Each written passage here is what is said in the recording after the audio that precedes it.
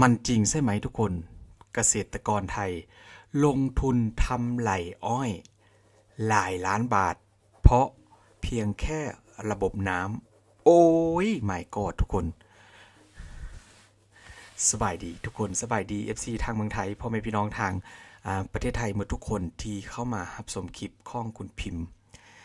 โอ้ยทุกคนบ่พิมพ์อยากจะถามนะเพราะว่า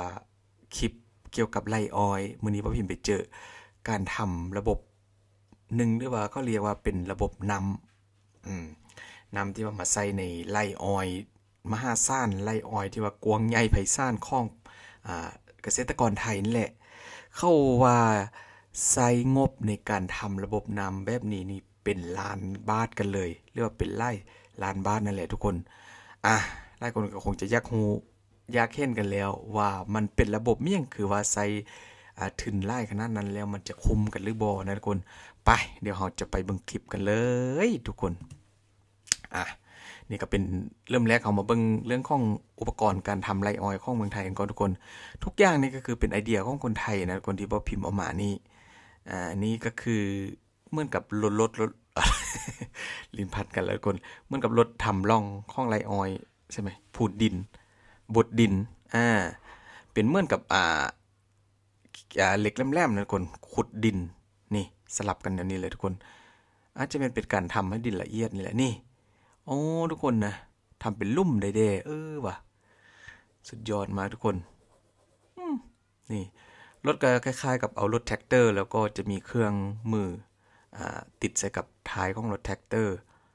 แล้วก็ทำเป็นเหมือนกับเป็นลุ่มเป็นร่องในการปลูกอ้อยนี่คือความทันสมัยของเมืองไทยนะกับเกษตรกรที่แบบเขามีการคิดค้นแบบบ่หยุดกันเลยเพื่อจะให้เกษตรกรสบายง่ายนี่ทุกคนนี่แหละเครื่องนี้นะทุกคนเขาว่าทำมาใช้งบเป็นล้านกันเลยก็คือเครื่องที่ว่าใช้เป็นระบบนำในการลดต้นอ้อยหรือว่าลดดินนี่แหละทุกคนนะว่ะว่าพิมพ์ก็ยังสงสัยอยู่วะพยายามสังเกตอยู่มันทำไมแบบมันใช้งบแพงกันนั่นทุกคนมันก็คือว่ามันยาวมากนะทุกคนเป็นระบบนำที่ว่ายาวสุดๆกันเลยบ่ฮู้ว่าความยาวนี้ลดครั้งหนึ่งหรือว่าหดครั้งหนึ่งนี่ใดกี่ไร่นี่ทุกคนเป็นระบบนำแบบคล้ายๆกับปล่อยออกมาเป็นจุดเป็นจุดนะทุกคนเขาก็ลดดินไปแบบนี้เลยแต่ว่ามันสามารถเคลื่อนที่ได้ก็คือมีล้อนะนี่ก็อีกตึมสิ่งหนึ่งทุกคนสิ่งนี้ก็เป็นไอเดียที่ว่าโคตรเจ๋งกันเลยนะนี่เป็นระบบซีดนำที่ว่ามีแรงดันสูงแล้วก็สามารถปรับระดับได้แรงดันนะทุกคนว่ะไอเดียเจ๋งนะทุกคนนี่คือการทำเกษตรกรยุคใหม่ของประเทศไทยของเกษตรกรไทยนี่ทุกคนอันนี้ก็เป็นหัวซีดขนาดยักษ์คล้ายๆกับรถดับเพลิงนะทุกคนนี่การซีดก็จะเป็นแบบนี้นะทุกคนซีดไปเรื่อยๆซีดไปเรื่อยๆว่ะเป็นไอเดียที่ว่าดีไล่นะทุกคนสลับมาที่รถอีกตึมคันหนึ่งทุกคนอันนี้บ่พิมพ์ก็บ่เคยรู้ว่าเป็นรถยังนี่เลยทุกคนนี่พอต้นอ้อยเริ่มขึ้นอ่าขึ้นต้นมาก็ถือว่าสวยงามกันเลยเพราะว่าระบบนำดีไล่นะทุกคนไอเดียการคิดคนของคนไทยในการสร้างสิ่งนี้ขึ้นมานี่ทุกคนยาวแหงว่ะแต่ว่าที่น่าสนใจที่สุดก็คือแบบมันสามารถเคลื่อนที่ได้นะคนเป็นล้อที่เคลื่อนที่ได้ไปหลายร้อยเมตรกันเลยอันนี้ก็อาจจะเป็นการคิดค้นขึ้นมาเพื่อประหยัดเวลาในการลดนำของเกษตรกรนั่นแหละนะถือว่าเปิดครั้งหนึ่งแล้วก็ใส่ระบบการคุมโดยน่าจะเป็นรีโมทนี่แหละนี่ทุกคนกวางแหงนี่คือการปลูกอ้อยสมัยใหม่ของประเทศไทยมาที่รถนี่ก็รถซีดยาอันนี้ก็เป็นสิ่งใหม่สำหรับพิมพ์นะทุกคนว่ามีรถซีดยาแบบนี้ที่ว่าเป็นฝีมือของคนไทยคิดค้นขึ้นมาอันนี้ก็เหมือนกับเอารถแท็กเตอร์แล้วก็มาประดิษฐ์นะทุกคนมาประดิษฐ์คิดค้นเอาล้อออกแล้วก็ใส่ล้อตะขาบเข้าไปเหมือนกับรถทั้งเพื่อจะลุยในส่วนอ้อยไล่อ้อยกันนะทุกคนว่านี่ถือว่าเป็นไอเดียที่โคตรบันเจิดกันเลยนะทุกคนการทำงานก็มีหลายแบบนะทุกคนนี่อันนี้เขาบอกว่าเป็นการซีดล่องอ้อยก็คือเหมือนกับซีดยาเข้าตามล่องอ้อยไปตามล่องอ้อยแล้วก็สามารถแบบซีดทึกโคนของต้นอ้อยได้เลยสุดยอดทุกคนได้ไล่ล่องกันเลยนะทุกคนครั้งหนึ่งก็ประมาณ4ล่องนี่ เอามาเบิ่งใกล้ๆทุกคนการทำงานของหัวซีดกับพ่นออกมาแบบสม่ำเสมอกันเลยนะทุกคนซีดออกมาสม่ำเสมอไอเดียสุดเจ๋งเลยทุกคนนี่ก็บ่พิมพ์ว่า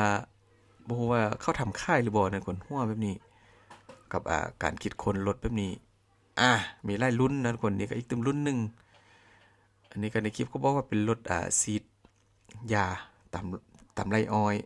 แต่ว่ามันจะสูงๆนะทุกคนมันเหมือนกับอะไรเหมือนกับเอเลี่ยน เหมือนกับค่าของเอเลี่ยนนะเป็นค่ายาวๆสูงๆนี่ระบบหัวซีดแบบกระจายทุกคนเหมือนกับรถดับเพลิงก็บ่แปลกว่าเป็นอย่างแบบไรออยหรือว่าซาลีของประเทศไทยนี่ก็ต้องแบบช่วยขนาดนี้ซาลีหรือว่าข้าวโพดนี่แหละนะทุกคนว้ายไอเดียดีหลายนะทุกคนก็ถือว่ามันสามารถใส่ได้ทั้งข้าวโพดแล้วก็ไรออยใช่ไหมทุกคนที่ว่ามีการประดิษฐ์สิ่งนี้ขึ้นมาเพื่อจะเข้ากับยุคสมัยแล้วก็สามารถทำงานได้กับเกษตรกรทุกอย่างที่ว่ามีการปลูกขึ้นมาเพราะว่าป้าพิมพ์ก็กับมาเห็นนะคนนี้และนี่ก็เป็นอีกตึมสิ่งหนึ่งที่เป็นฝีมือของคนไทยทุกคนก็คือการประดิษฐ์คิดค้นเครื่องซีดยาแบบติดใส่กับรถนะทุกคนรถแท็กเตอร์รถใหญ่รถน้อยก็ได้หมดเลยรถเล็กรถใหญ่ได้หมดเลยทุกคนนี่แรงดันด้วยว่าโคตรแรงเลยนี่จะได้ซ่องแบบทุกคนเป็นแบบเป็นแท่งยาวๆออกมาได้สามารถมุ่นได้ตลอดทางกันเลยเห็นบ่อันนี้เป็นหัวซีดแบบยาวๆนี่ก็เป็นหัวซีดแบบอีกตึมแบบนึงถือว่า 2 in 1นะทุกคนแบบสามารถใส่ได้2ระบบเป็น2ระบบที่ว่าคุ้มค่าหลายอันนี้บรรจุได้ประมาณ200ลิตรต่อครั้งนะทุกคนในคลิปเขาบอกแบบนั้นนี่แล้วก็ซีดไปตามร่องอ้อยก็ถือว่าทำได้หลายอย่างนะทุกคนถ้าว่าผู้ใดบ่อยากซีดโดยหัวระบบนี้ก็สามารถเปลี่ยนเป็นแท่งยาวๆแบบเมื่อกี้ได้ไอเดียสุดยอดหลายทุกคนการทำเกษตรกรของประเทศไทยเพื่อจะให้ประชาชนแบบง่ายสะดวกสบายนี่ทุกคนอันนี้ก็ซีดใส่น่าจะเป็นพืชอีกตึมชนิดหนึ่งนะทุกคนที่ว่าเป็นหัวซีดของบ่พิมพ์เว้าตั้งแต่ต้นคลิปนั่นแหละว่าเข้าทำได้ทุกอย่างจริงๆนะนอกจากจะซีดใส่กับไรออยแล้วก็ข้าวโพด